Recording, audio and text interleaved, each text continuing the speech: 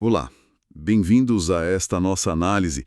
Hoje o foco é um texto com implicações bem práticas, o terceiro capítulo da carta de Paulo a Tito. Isso mesmo. Vamos investigar como a fé cristã, segundo essa passagem, deveria moldar a vida diária, especialmente a relação com o governo e com as pessoas ao nosso redor. Exato. Temos aqui uns comentários e estudos que ajudam bastante a gente a captar as nuances, né? Sim, nossa tarefa é destilar as ideias-chave sobre essa conexão entre o que se crê e o que se faz, entre doutrina e dever. Como essa instrução antiga pode talvez jogar uma luz nos nossos dias. Ok, vamos começar a desembrulhar isso. Vamos lá. O capítulo abre com uma instrução para Tito. Lembra-lhes, no versículo 1. Por que essa necessidade de relembrar? Paulo pede submissão aos governantes e autoridades. Isso toca naquela ideia de viver em dois mundos ao mesmo tempo, não é? Uma cidadania celestial e outra bem terrena. Exatamente. E o contexto histórico ilumina muito essa instrução. Os cretenses não tinham fama de serem exatamente dóceis, digamos assim. Historiadores como Políbio já mencionavam a tendência deles à insubordinação, sabe? E Creta estava sob domínio romano, algo que gerava resistência. Ah, claro. Paulo mesmo já tinha aludido essa rebeldia deles nos capítulos anteriores. Então, essa ordem para submissão e obediência não vem do nada. A base teológica que Paulo desenvolve mais em Romanos 13 é que as autoridades governamentais são de alguma forma estabelecidas por Deus. Entendi. Resistir a elas, nesse sentido, seria resistir a uma ordem divina. Faz sentido precisar reforçar isso num ambiente tenso como aquele. Mas essa submissão tem um asterisco, certo? Não parece ser um cheque em branco, né?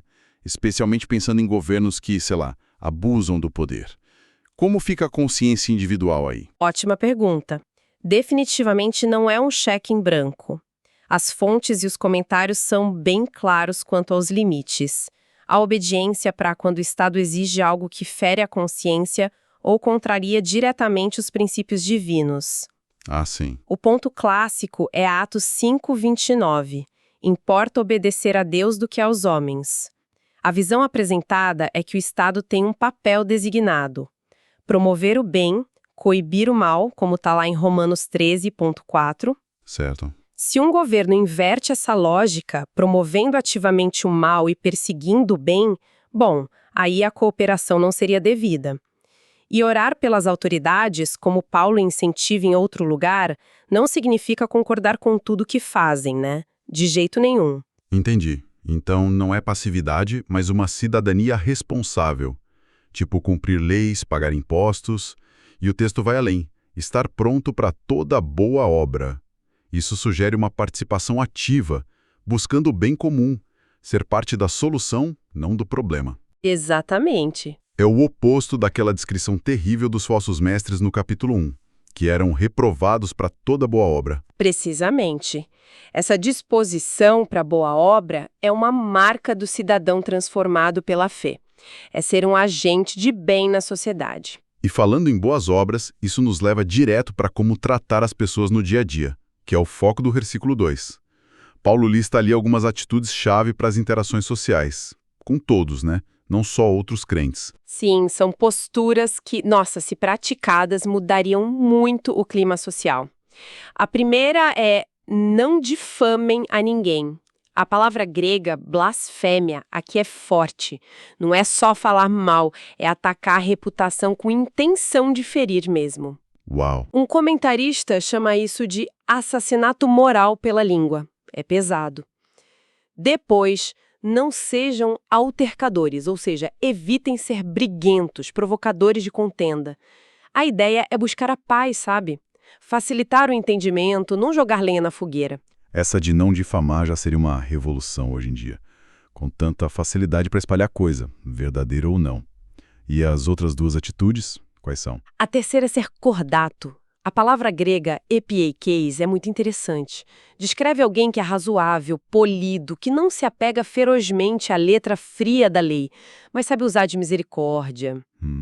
É ter consideração pela fragilidade alheia, às vezes abrir mão de um direito seu por um bem maior, sabe? É como uma espécie de de brecha para graça nas interações diárias, mesmo quando a justiça estrita estaria do seu lado. Uma brecha para graça, gostei disso. Mostra uma flexibilidade que a gente não espera muito por aí. E a última? A quarta é demonstrar toda cortesia ou mansidão. A palavra aqui, prautés, é crucial e muitas vezes é mal compreendida. Não é fraqueza, timidez ou passividade, de jeito nenhum. Não. Pelo contrário, é força sobre controle.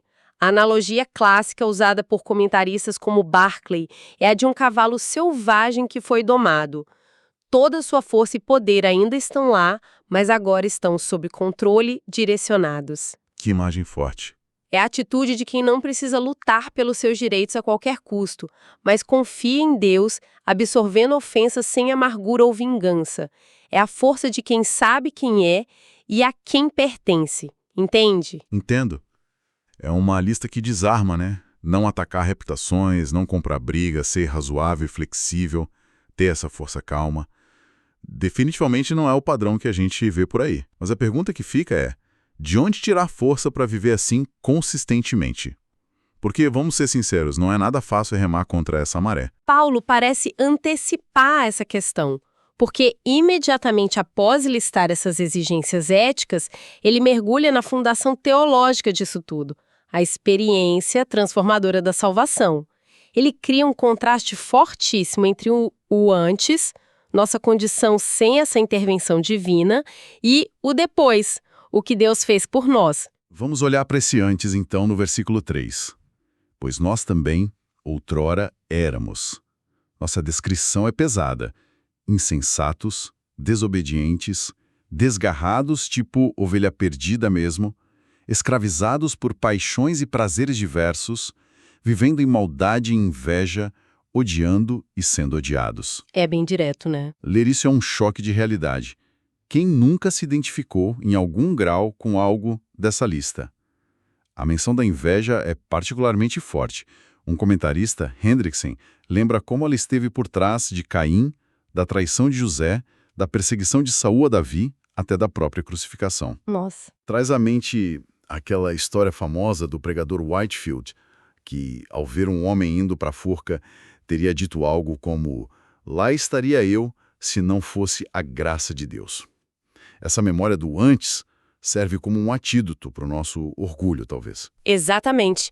Esse retrato sombrio prepara o palco para a virada radical nos versículos 4 e 5, quando, porém, se manifestou a benignidade de Deus, nosso Salvador, e o seu amor para com todos. Veja, a iniciativa é 100% divina. Totalmente. Fica claro, a salvação não surge de nós, mas da bondade, benignidade, do amor, da misericórdia, versículo 5, e da graça, versículo 7. Um ponto teológico crucial destacado nas fontes é este: a cruz não causou o amor de Deus. Ela é a maior expressão do amor que Deus já tinha por nós. Isso é importante. E como Deus opera essa mudança tão drástica? O texto é explícito. Não por obras de justiça praticadas por nós, mas segundo sua misericórdia, ele nos salvou. Versículo 5a. Fica claro que não são nossos méritos de jeito nenhum. Correto. A base é a pura misericórdia de Deus. E o meio pelo qual essa salvação nos alcança é descrito como o lavar regenerador e renovador do Espírito Santo, versículo 5b. Vamos tentar descompactar isso rapidinho. Sim, por favor. A regeneração, a palavra grega é palingenésia. É o novo nascimento, uma obra interna do Espírito que nos faz novas criaturas.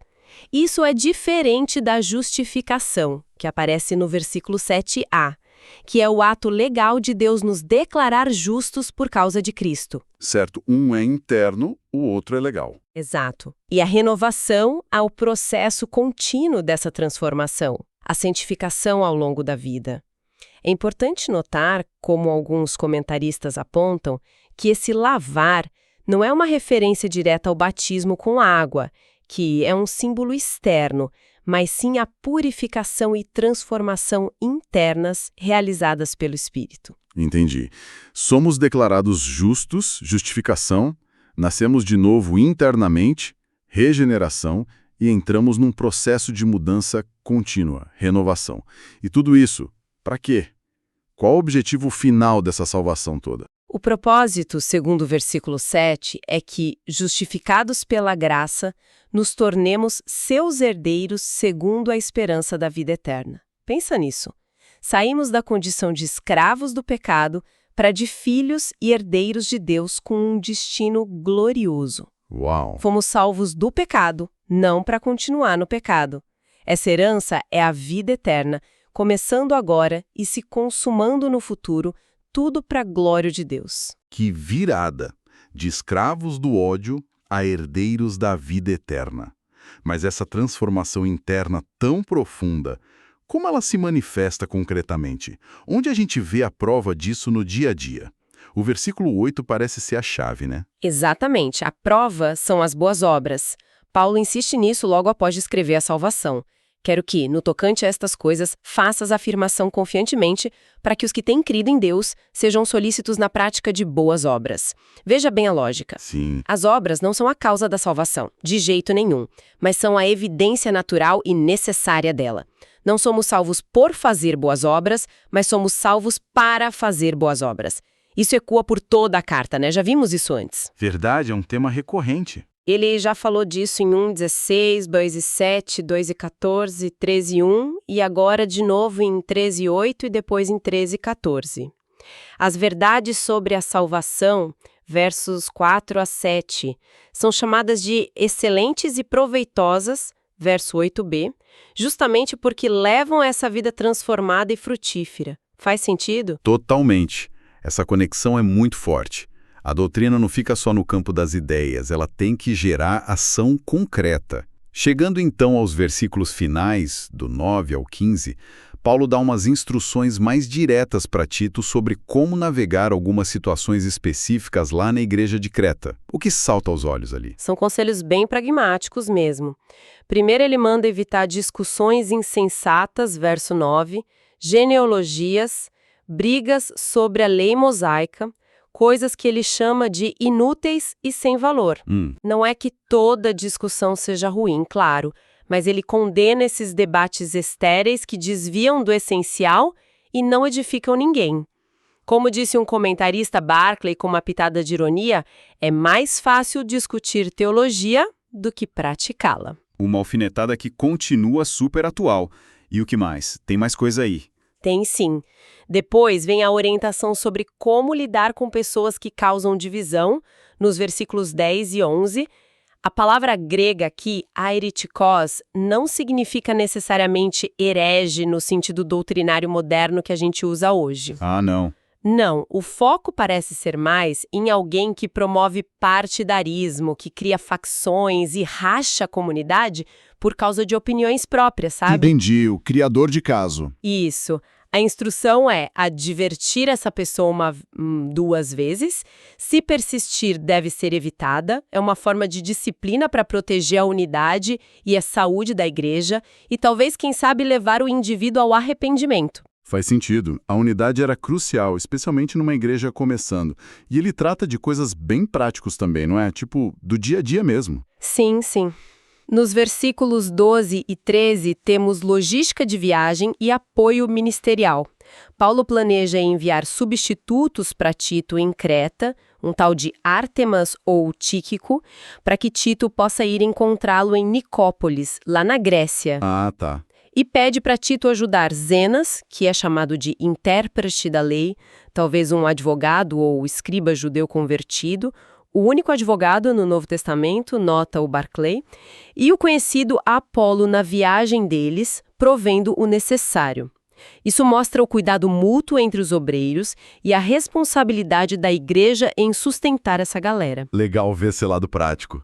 E ele volta a martelar na tecla das boas obras de novo, né? Volta sim, no versículo 14, ele reforça que os nossos, ou seja, os crentes locais lá de Creta, devem aprender a se destacar na prática de boas obras, especialmente suprindo necessidades urgentes para não serem infrutíferos. A fé tem que ter resultado prático. Exato. Um resultado tangível que atenda às carências reais das pessoas. E, finalmente, no versículo 15, temos as saudações finais e a bênção da graça estendida a todos, não só a Tito, mas a toda a igreja. Recapitulando então, o fio condutor deste capítulo parece ser essa conexão inseparável. O que acreditamos sobre Deus e sua graça, a doutrina, deve inevitavelmente transformar como vivemos e nos relacionamos, o dever, seja com o governo, com as pessoas ao redor, dentro da própria comunidade de fé. É tudo ligado. Sem dúvida. A mensagem é muito clara.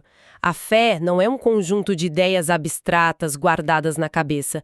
É uma força transformadora que mexe com a vida toda. A mudança descrito aqui é radical, de escravidão e hostilidade para filiação, herança e vida pelo Espírito. É uma virada de 180 graus. Total. E essa nova realidade interna tem que transbordar em ações concretas, cidadania responsável, relacionamentos marcados pela graça e consideração, serviço prático. As boas obras não salvam, claro, mas são um testemunho visível de que a salvação aconteceu de verdade. Exploramos hoje essa passagem tão rica de Tito 3.